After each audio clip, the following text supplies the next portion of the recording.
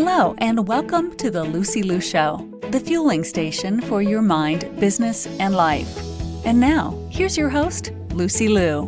Hello, beautiful souls. Welcome back to episode 131. As the time I'm recording this intro, it is February 22nd, year of 22. So 222, 2022. Lots of twos. I hope you take this as a sign, the sign you've been waiting for. Amazing things are ahead. Always believe that. Today I have my guest, Emmy Wu, amazing video and story strategist with over 2 decades of storytelling experience from Hollywood film industry. Emmy has worked with brands like Paramount Pictures, MGM, Subaru, Real Housewives to bring big screen-worthy storytelling to small business. She now helps thousands of business owners hit record, go live, or show them how to use video and storytelling to grow their audience and step into your most magnetic version of yourself. Be sure to stay until the end because we're going to talk about the archetypes of video magnetism, how different archetypes can help you uncover what makes you brilliant on video so that you can use the right strategies for your business and create raving fans and lifelong customers. Here's Emmy. Welcome to the show, Emmy. Hi, I'm so excited to be here. Thank you for having me. Yay! So let's get straight into the essentials. So what are essential videos every business owner or someone who's trying to grow their audience need to reach a certain level, say 5 figures, 6 figures? Yeah, absolutely. So when we are striving to reach those types of numbers and trying to grow our audience, there's a really important blend of merging your personal style with kind of what are the demands and the algorithms encouraging us to do today. So if I were to condense this into types of videos that business owners can start to create, one is definitely shorts. So we've seen, platforms like TikTok and even YouTube is promoting YouTube Shorts now. Anything between 15 to 60 seconds that can be quickly digested is a great way to introduce your brand and message to people without, this long video. Another way that you can grow your business that I absolutely love and have used for years is going live. There's really nothing like live video where you can engage with your audience in real time. And that's ultimately what all social media platforms are wanting us to do, keep the users on the platform and engaging with each other for as long as possible. So if you can really leverage the engagement aspect of live video, then you're definitely on the right track. And then finally, I would say, some kind of educational content that showcases your expertise and your brand positioning. So this can be done in different ways. It can be done through blog videos. It can be done through longer form videos where you're teaching something almost like in a webinar. The format itself is less important than which platform you are using, because the format should then complement the platform that you're focusing on. You mentioned live videos. So how are live videos different from pre-recorded? That's important. Yeah, I'm so glad you asked me this because so many people don't know this and they could actually be cannibalizing their results. So something that's really important to know about the difference is live video was essentially built for engagement, meaning when you go live, don't just, present and not engage with your viewers at all. The algorithm is actually picking up on whether you're getting comments, whether you're getting likes, how many live viewers are you getting?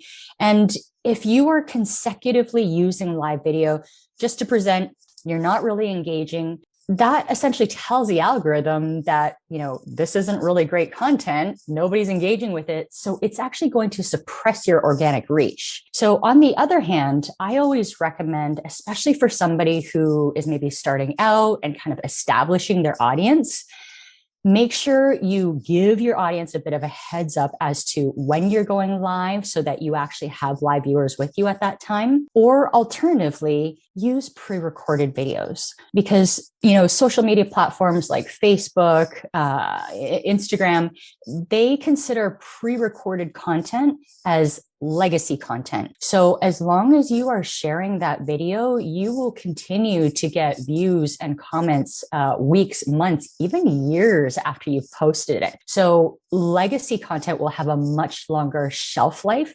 So think about those two different things. If you are wanting to put out a great piece of educational content that's really the cornerstone of your brand, then use pre-recorded because you can leverage that for months to come. Whereas if you are wanting to engage with your audience and perhaps promote something live, then use live video. So there's no, bad or good, but it all just depends on what are you using this for and making sure that you select the right format for your purposes.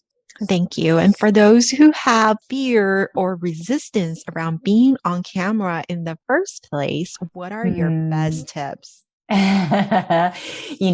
It's so funny because I don't think I know a single person who feels super confident on camera straight out of the gate. Especially, for people like me, introverts, I spent my entire career behind the camera. So the first time I saw myself in front of the camera, it was definitely anxiety inducing. And so what I would say is, when we see ourselves on video for the first time, or even for the first few times, it's very natural to kind of pick apart our performance or to think like, oh gosh, why did I say it like that? That's not what I meant at all. And I hate the way I look and sound and my voice is so monotone. And, those are all things I said to myself in the beginning too. But ultimately, you have to prioritize your mission, your message, and what you're here to do with your business in the first place. And we can't allow those resistances to kind of take form and inform our decisions. So while I know it's not an easy thing, I would say just start, just start and don't expect perfection from yourself, because here's the truth. Your viewers don't expect perfection from you either. And in fact, there's been an interesting study. I can't remember the company, but it was done during the pandemic. And it showed that viewers are actually much more likely to trust and buy from a company or brand that is flawed, that looks raw, authentic, makes mistakes, because people actually resonate with that. We're all humans trying to make connections. Whereas if you have this overly perfect and polished presentation, it's actually easier for your viewers to feel disconnected from that. So don't worry so much about how you look, how you sound. Put yourself out there. And I promise you, the more you do it, the better you'll get. And it is truly like a muscle, just like recording a podcast even. The more you do it, the more comfortable and fluent you'll become, just like with any muscle, like any skill. And really, your dream clients are waiting for you to show up. So don't focus on the perfection, just be you. Yes, I can't agree more. Just you always be you, right? Just be authentic. However, what would you think makes someone more brilliant on video to show their charisma, right? I love this. So a framework that I use is the archetypes of video magnetism, because I believe that with every single person, we have our natural gifts, our natural way of shining. It's kind of like a unique charismatic signature or your unique blueprint. And when you show up in ways that are most aligned with your natural, true personality and your business model, it's actually much easier to show up and create videos. So under this framework, I have 4 archetypes, and I'll break them down really quickly. And as I'm going through them, I want you and your listeners to just See if you resonate with one of them the most. And don't overthink this. We're humans, so we're actually going to be all four different archetypes at any given moment, but there's going to be one that resonates the most. So that is your dominant archetype. And that defines the type and styles of video that you're most likely going to feel most natural creating. So the first archetype is the lover, and the lover is all about creativity, about self-expression. They're about calling people into expressing themselves as well. So they always act in complete alignment with their high self-worth. So people who are artists, people who, life coaches, dancers, even photographers and videographers that help their clients and audience to really step into their fullest expression, they're the lover archetype. Then there's the sovereign archetype. So sovereigns are natural teachers, natural guides. You probably have a knack for helping your audience and your clients to figure out a plan and helping them to implement and execute it as well. So you're naturally poised. You have a natural way of teaching. So if that is something that resonates with you, then you're a sovereign. Then we have the magician. So the magician is all about turning energy and raw materials into beauty and matter and value in the world.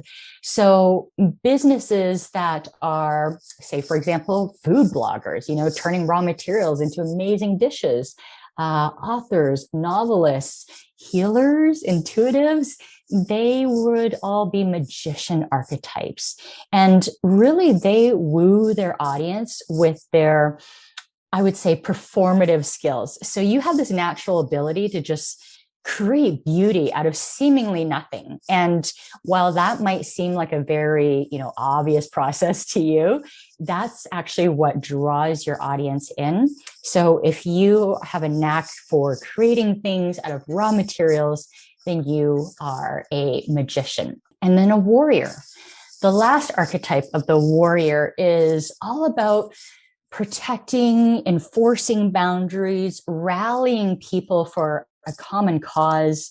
And the warrior will always do whatever it takes. So warriors are really magnetizing to their audience because they have a clear message. They have a clear purpose. So people who are in leadership positions, they're definitely warriors, people who manage and rally people behind a common cause.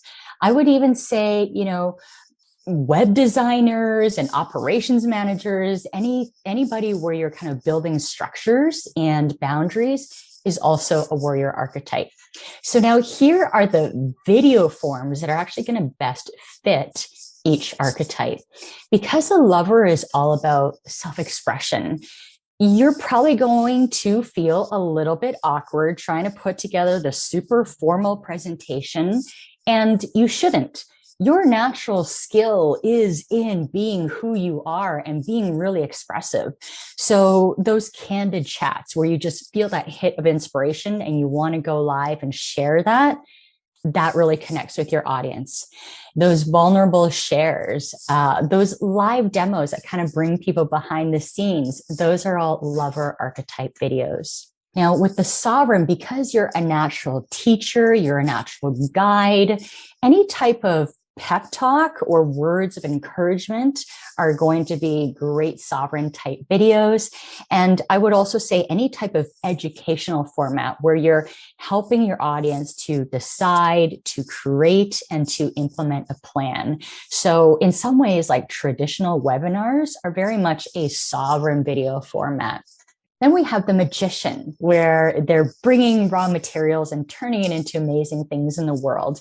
And because it is their kind of magical skills that is what is drawing in their audiences, live demos where you're showing people a little bit about your process, to take that food blogger as an example, show people behind the scenes. How do you set up the shots? How do you create those amazing dishes? You can even play with time lapses where you're kind of showing people what happens over a span of time. And I would also say definitely kind of behind the scenes, anything where you're showing a little bit of your process that is truly magical to your audience is always going to be really magnetic for you. And then finally, we have the warrior. So because a warrior is really about community, rallying people for a cause, they can actually leverage their community and their network as a way of growing their audience as well. So video formats, kind of like, interviews, like what we're doing right now, screen shares where you're sharing a screen and teaching with somebody else, sharing, interviews, your network, those are all great warrior type of videos. So you can see that by aligning with your natural gifts and strengths and what you feel most passionate about, there are actually formats of video that can allow you to feel most like you. And that's ultimately where you're most magnetic. Wow. Wow. Wow. Wow. Thank you so much for that well of knowledge. I hope you guys are taking lots of notes so that you can create raving fans and lifelong customers in your business or influence. Thank you, Emmy. Is there a favorite quote that you go by in life? Oh, one that I always come back to is be the change you want to see in the world. I truly think that all change comes from within us first and foremost.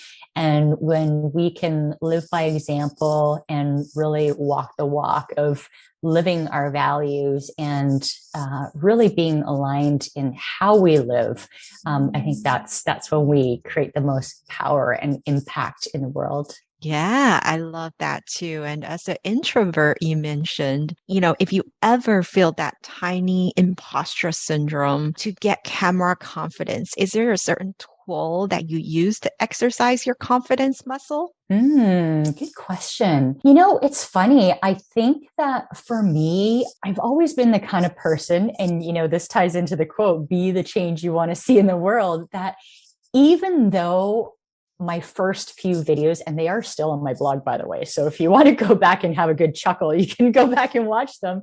But I just kept moving forward, and I yes, I wasn't happy with my performance all the time. And yes, I fumbled over my words. And yes, sometimes I wasn't very clear. But I think that it's so important to not get stuck in that over examining ourselves. And I think that's often what introverts can do too. We can kind of internalize things a lot. And instead of doing that, stretch yourself a little just beyond your boundaries to what would the most elevated version of me do? It doesn't have to be, something that, Marie Forleo does or Brene Brown does, but what would you do? What would make you feel like you did a great job here? Nobody else's opinions matter. Keep moving forward with that. And over time, you will just cultivate that confidence in doing the thing. Love it. So if our audience enjoyed this conversation, where can they find you at? Yeah, they can find me on my website. That's emmywoo.com. And I'm on Facebook and Instagram and all the social media platforms at Emmywoo Media. Perfect. Thank you. Yeah, thank you so much for having me. To all the beautiful souls listening, thank you for joining me on this episode of The Lucy Liu Show. When I'm not podcasting, I am coaching high-achieving women in life transitions, getting unstuck, kissing overwhelm goodbye, and living a more joyful and fulfilled life through strategic goal setting and mindset transformation. It would mean the world to me if you subscribe, rate, or share this with a friend. And don't forget to join me for the next episode. Remember, there is always a way and more blessings are coming your way. For free resources and show notes, head over to lucylucoaching.com.